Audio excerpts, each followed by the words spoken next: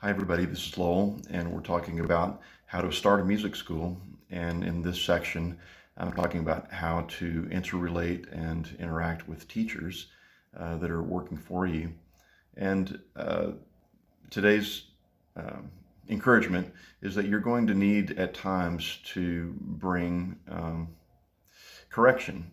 And some people call it redirection. That's kind of a psychological way of trying to reframe a negative to a positive.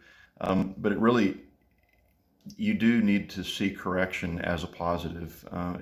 If there are problems that are ongoing, then you do need to deal with them with your teachers.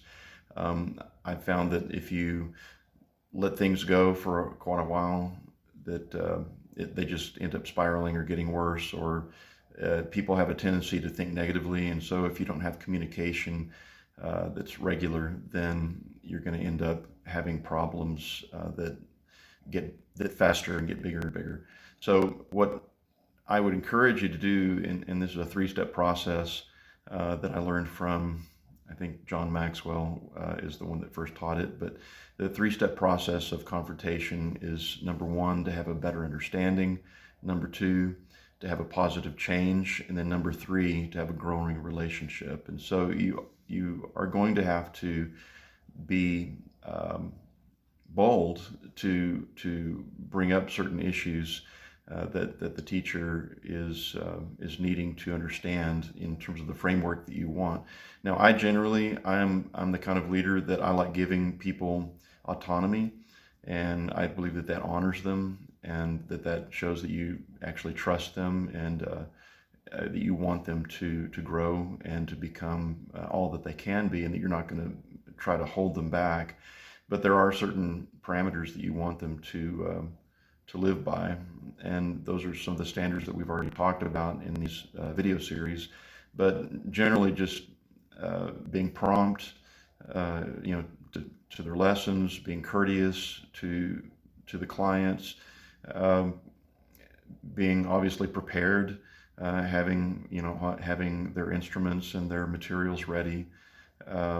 Those are just some basics. And in our school, we put a premium on training the student how to read music, and as well as playing in ensembles, playing in groups.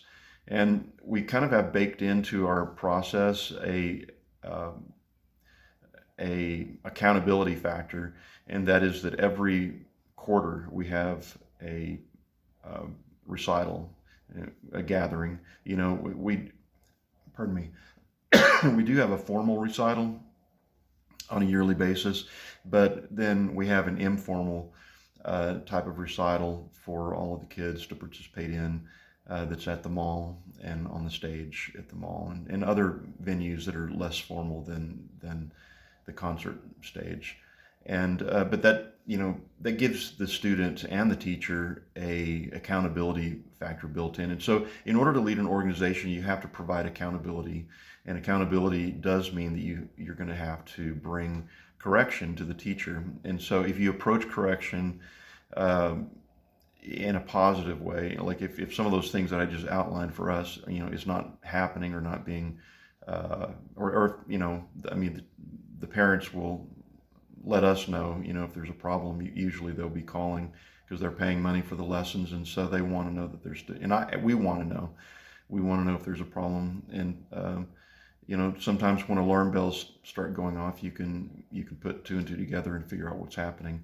And it leads you back to the teacher to provide accountability and a little bit of training, a little bit of teaching, a little bit of coaching.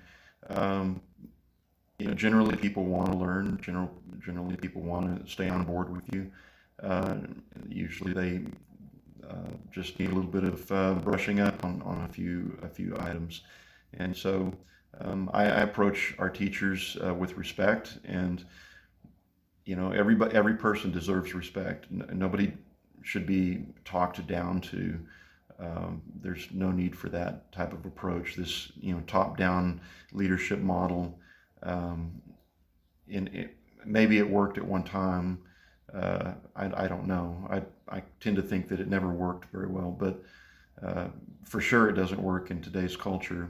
And for sure doesn't square with biblical values that I hold, is that each person is created in God's image and each person deserves respect. So when you confront, you're doing it for the purpose of everybody's overall benefit.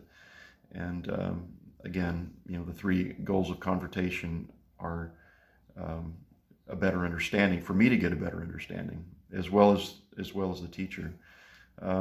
There's communication that happens, and then a positive change based upon that new understanding. Because whenever there's friction and a problem, is because you're not on the same page. And so better understanding and communication gets you onto the same page. And then once you're on the same page, then you can make the adjustments. Maybe it's me as a leader that, I'm not giving the teacher the resources that they need or the understanding that they need. And so a positive change happens, and then the ultimate result is a growing relationship.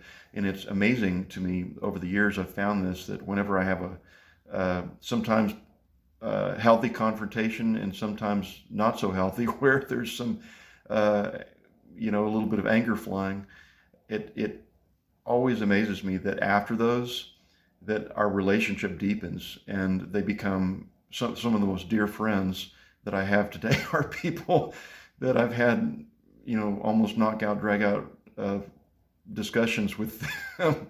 And so I think there's something to that, where we learn to respect each other more and communicate on, a more intense level. But then over time, the friendship deepens.